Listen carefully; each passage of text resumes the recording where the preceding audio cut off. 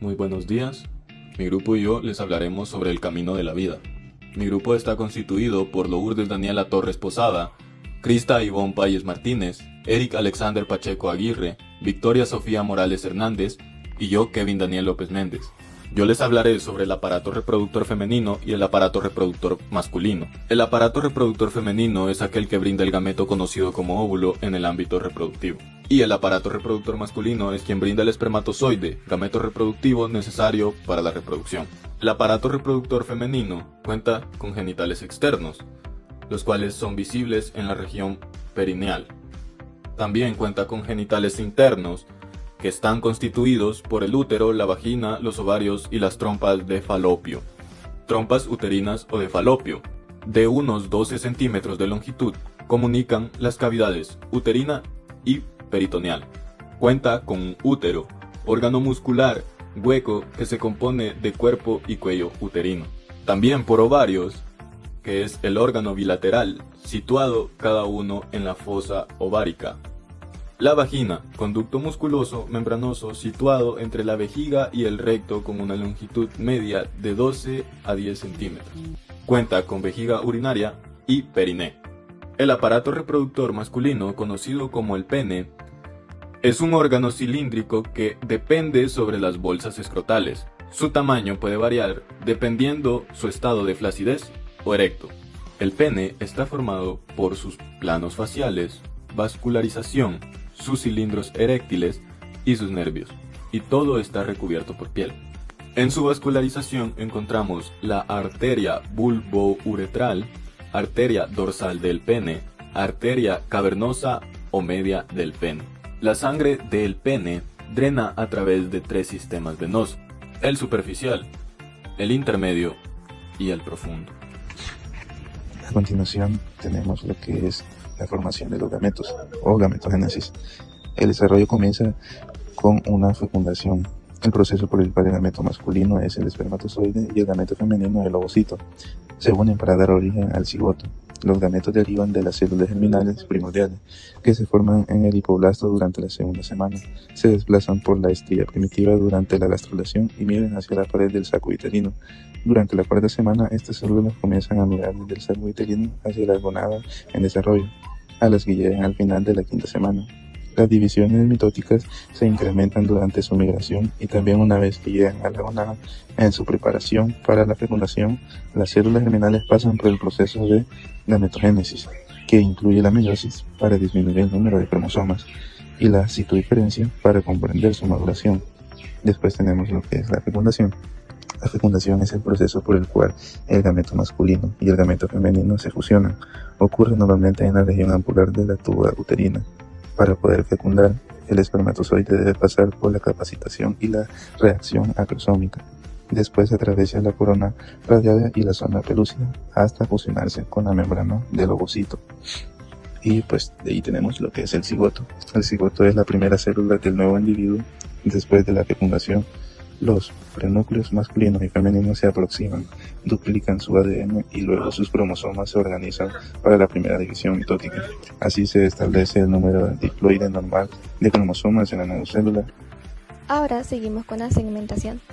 Una vez que el cigoto alcanza la etapa bicelular, sufre una serie de divisiones mitóticas que incrementan su número de células. Estas células, que se hacen más pequeñas con cada división de segmentación, se conocen como blastómeras. Hasta la etapa de 8 células conforman un cúmulo con disposición laxa. Sin embargo, después de la tercera segmentación, las blastómeras alcanzan el máximo contacto entre sí y forman una esfera celular compacta que se mantiene unida por medio de uniones estrechas. Este proceso, la compactación, segrega las células internas que tienen una comunicación extensa mediada por uniones nexo de las externas. Luego de 3 días después de la fecundación, las células del embrión compactado se dividen de nuevo para formar la mórula de 16 células, recibiendo este nombre debido a su apariencia de mora. Las células al interior de la mórula constituyen la masa celular interna y las células circundantes forman la masa celular externa.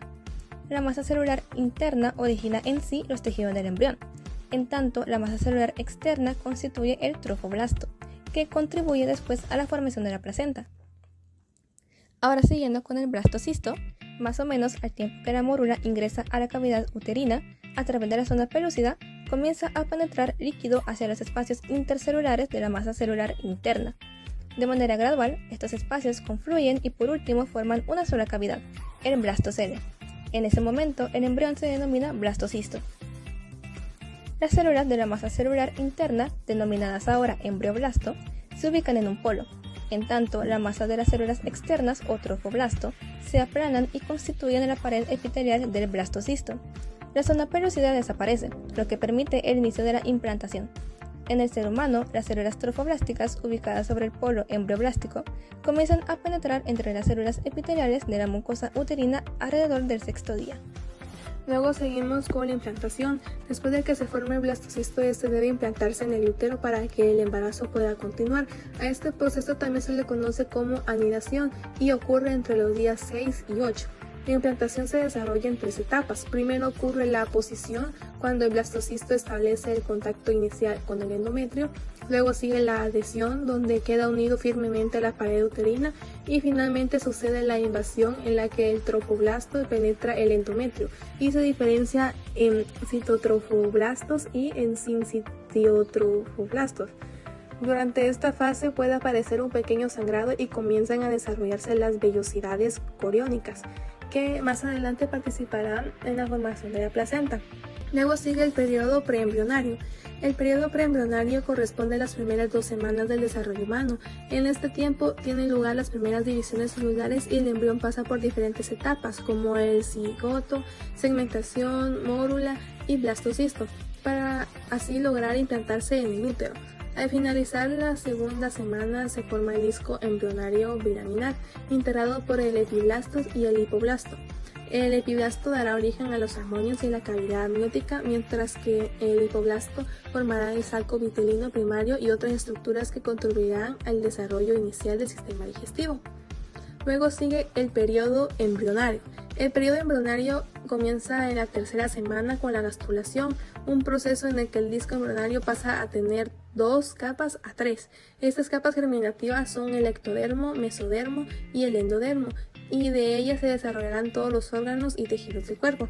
Después se forma la notocorda, que sirve como eje para el desarrollo del embrión.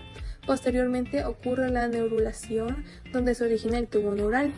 Y más adelante aparecen los somitas, que darán origen a la columna vertebral y los músculos, y también la piel.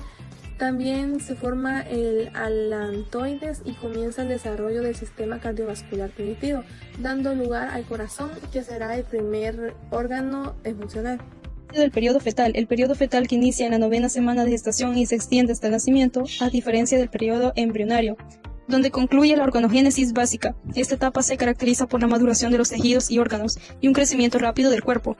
Para medir el crecimiento del feto utilizamos la longitud céfalo-caudal, conocida como LCC o altura sentado, y la longitud vértice-talón o LVT, que es la altura de pie. Estas medidas se expresan en centímetros y se correlacionan con la edad en semanas o meses.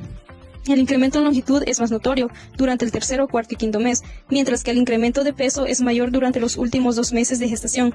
En general consideramos que la gestación dura 280 días, es decir, 40 semanas a partir del inicio del último periodo menstrual normal, o con más precisión, 266 días o 38 semanas después de la fecundación. Avanzando en la cronología, entre las semanas 9 y 12 inicia la producción de orina fetal, la diferenciación fenotípica de los genitales externos y la extensión de la eritropoiesis hacia el vaso. Posteriormente, de la semana 14 a la 20, observamos un marcado crecimiento corporal, movimientos oculares lentos y la aparición de grasa parda especializada. Asimismo, las orejas alcanzan su posición anatómica definitiva y el pelo del cuero cabelludo y cejas se vuelve visible. A partir de la semana 21, destacan movimientos oculares rápidos, respuestas de parpadeo por sobresalto y un hito crítico. El inicio de la producción de superbactante pulmonar hacia la semana 26 y 29.